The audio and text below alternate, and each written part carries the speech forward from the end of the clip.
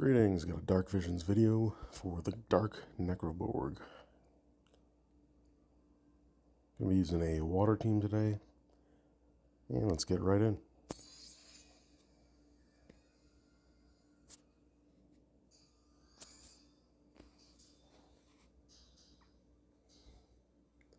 Alright, turn 1, Rosa, Protecta, and True Glorious Rain of Arrows for the resists. Evoker's gonna put up his field. LB on Olive, Mirage stacks on Roos, triple cast quick on Roos to get his Mirage back, slow, and Void lands. And Chow is going to triple cast Bar Waterja. And then just for convenience, I'm going to Esunaga so I can just refresh a lot of these units next turn.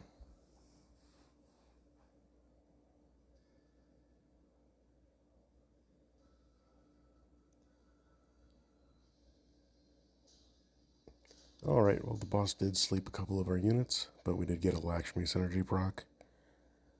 If we didn't, we were just going to use Chow to remove that, but not going to be an issue. And Rosa will double cast Dispel to get rid of the attack buff the boss put up. And Shelga. Shift Evoker to the base form. He's going to Hymn of Faith from the Yuna STMR for the mod buff. Reload Chow, reload Roka. And with that cooldown reduction and LB fill, reload Olive, reload Roos.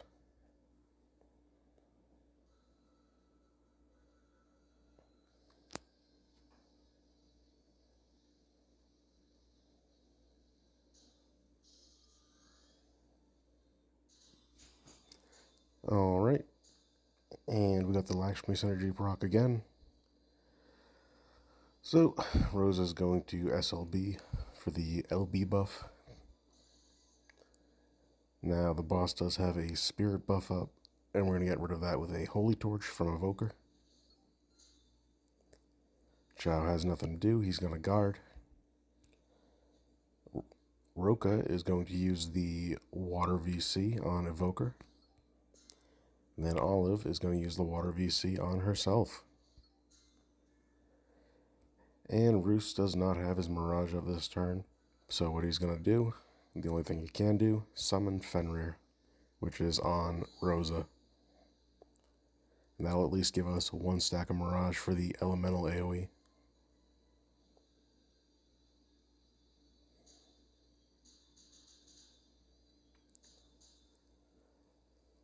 Alright, turn 4. Rosa will double cast Reaper Killer on Chow and Olive. The boss did buff its own defense, but we don't have any physical attackers, so we're going to pretend he didn't. Roka will quadcast Quick on Roos, slow, Elemental Burst Dark, and her mod buff. Chow's going to triple cast his Water Amp, Ocean Magic for the Imperil, and Fluffy Watchdog for the focus. Evoker's just going to use Communication with Beast.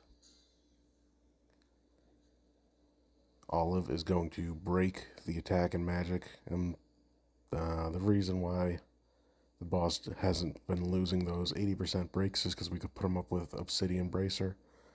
That way we can't dispel them. And then just Water Imbue, Gunner Guardian, and Fire Cannon Fire. We'll do Roos first with Elemental Burst Water, Mirage stacks, and mod buff and focus.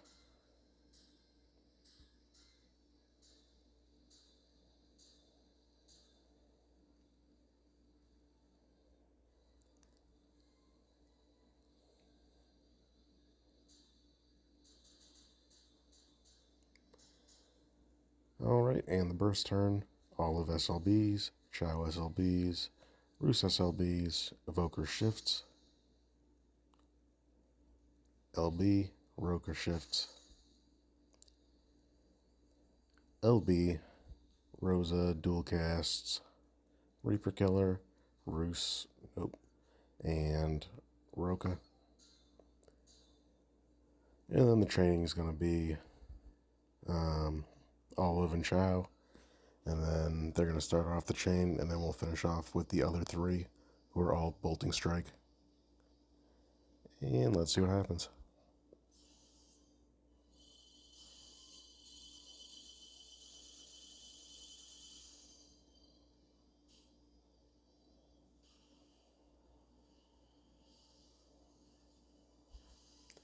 $37. Alright, yep.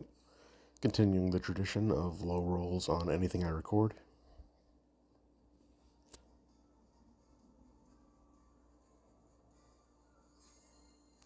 So you can see the damage received score is maxed out.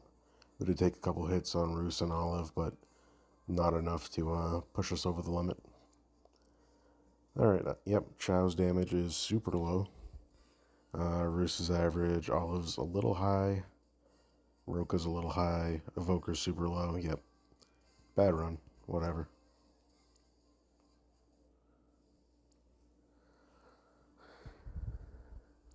Alright, as far as the gear goes, Olive is on Odin. Reason she's not on Phoenix is because Phoenix gives her negative ice resists. The resists do matter a little bit. She does have Garland's Cloak, and that kind of puts her in a neutral spot. Besides that, Knight of Gemma over any other undead killer, because that'll give her a little bit of spirit, a little bit of defense that she really needs.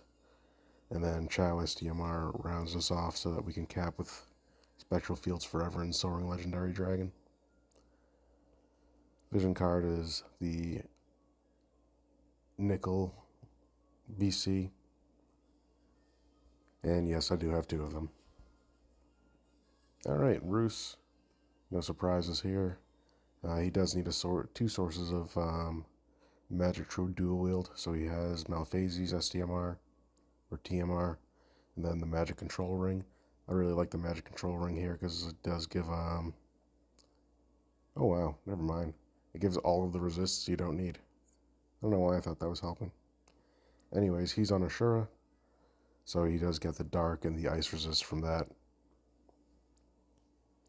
And then he's on Roka's Vision card. Roka's on another Nickel Vision card. In the base form, she has Dancers and Obsidian Bracer. She's death immune with 100% evasion and immune to status effects. And the status immunity isn't a huge deal, but your units can't evade when they're asleep. In the shift form, boring build, some undead killer, some True Devil Hand and Chain Cap. Nothing special there.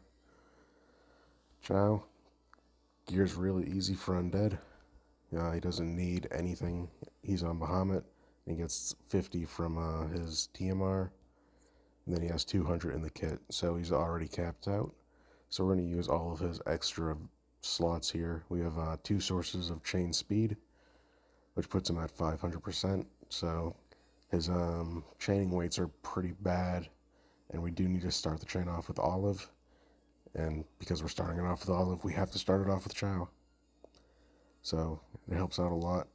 We do have tower defense on here. Just bulk him up a really good amount. Give him some status immunity so that we don't have to rely on a Lakshmi synergy turn 2. Evoker in the base form, 100% Dark Earth Ice, full evasion. And then in the shift form, he has a lot of static gear. So True Omni Rod, Ark's Hat, Onion Boots, and Ribbon all give 500 for him. Or Omni Rod actually gives 1,000. So it's the same amount of magic as the Dark Vision's Rod. And then Inga's TMR gives him another 500. Source of Chain Cap, some Evo damage, Esper damage, caps all of them out.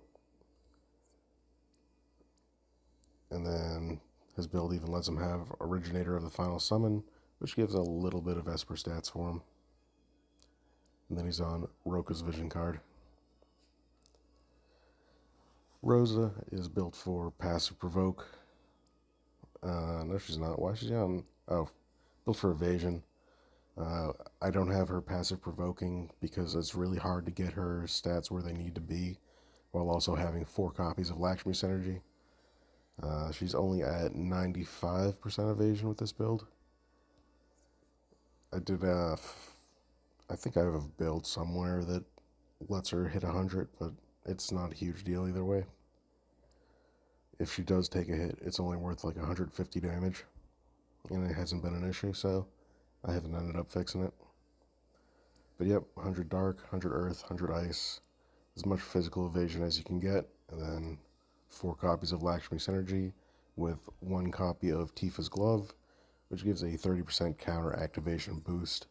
You can definitely not fit a second one of those, and if you try to do something like put Seifer's Cloak on her, Seifer's Coat on her, she doesn't have light armor, the ability to equip light armor, so it ends up being worse than just putting on another copy of Lakshmi Synergy. And yeah, that's the build.